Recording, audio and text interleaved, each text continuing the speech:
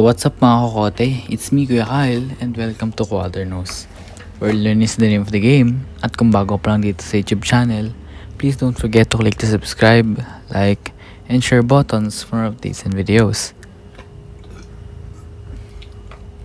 So we have your introduction and it tells what our topic for today is. So our topic is types of literary techniques.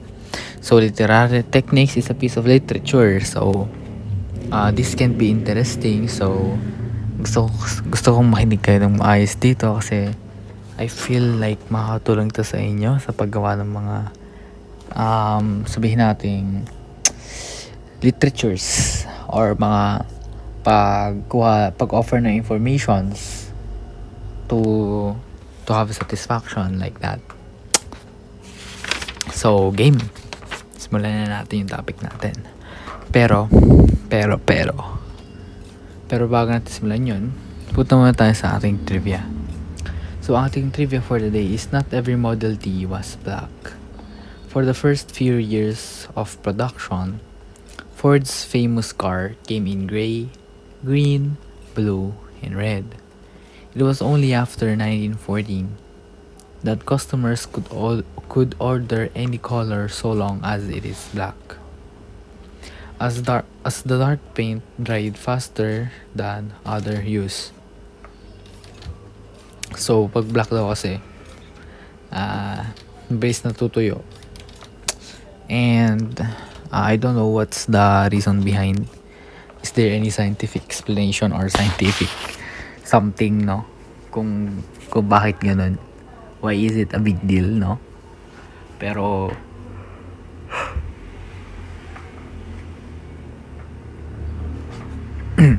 as long na may kotse ka, be thankful, no? Yun lang. So we have naman here our agenda for today. So ating agenda is you'll be able to pick up techniques about literary. That's why we're talking about types of literary techniques.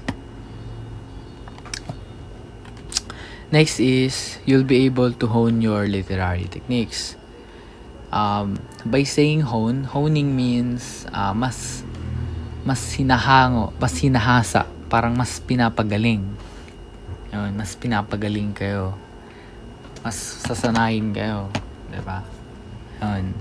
That's why you will be able to hone your literary techniques. So, let's get into our discussion. So, types of literary techniques. So, bago natin yun, alam muna natin kung ano yung literary techniques or yung literature. So, a piece of literature can be more interesting and can be more appreciated by readers if it offers not just simply information, but also satisfaction. To realize such task, a writer must make use of tools in writing known as literary devices, and here are some of them. So these are the types of literary techniques. We have here 6. Pero una muna we have here is flashback. Excuse me.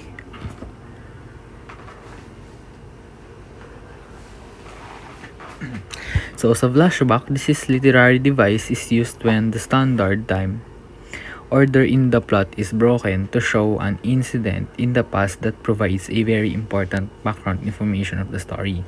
So in the word flashback, it means that babalikan mo yung mga nangyari and yung mga important details na nangyari dun sa story, yung mga incidents na kung paano nangyari yung situation na yon sa ending, kung paano naging ending, you gotta have flashback. Next is foreshadowing. So foreshadowing is a literary device used to serve as a hint to prepare the readers to anticipate a future event in the story. So it gives hints for the readers, for them to be prepared sa mga mangyayari pa further sa story or dun sa certain event sa story. Foreshadowing is something you're like predicting something and being ready of, because through that device the readers can predict the outcome of the story. So foreshadowing helps you to predict what will come in the story. Kasi may mga instances na sinasabi ng teacher natin na tutugtungan natin yung future on what will happen siguro based on our own opinions, di ba? So, foreshadowing is something you could also learn and hone your skill onto. Next is figures of speech. So, this literary device is used when the writer describes ideas and things using another image or symbol.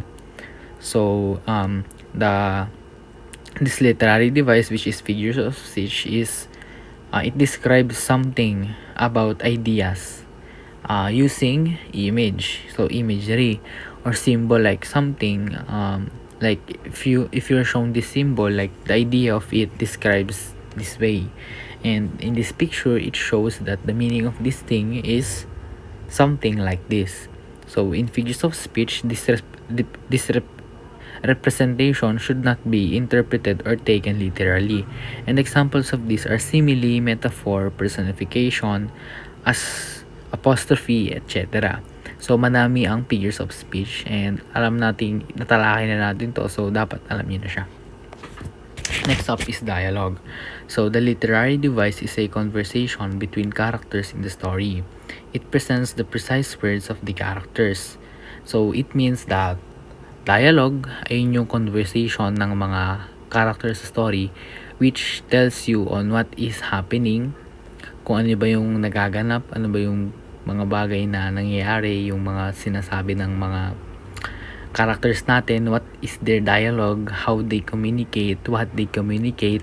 And dialogue is something, or it is usually applied in plays and in films. Kasi ang dialogue is communication siya between characters, kung ano yung pwedeng maging outcome ng story, maging outcome ng certain event. So mahalaga may dialogue. Next is suspense. So it is a condition of an uncertain excitement on readers because of what he or she is reading, and he or she becomes eager to know what will happen next. Sometimes the answers to the reader's queries are being held back intentionally by the writers to prolong the reader's excitement. So that is in suspense. So, and lastly, we have here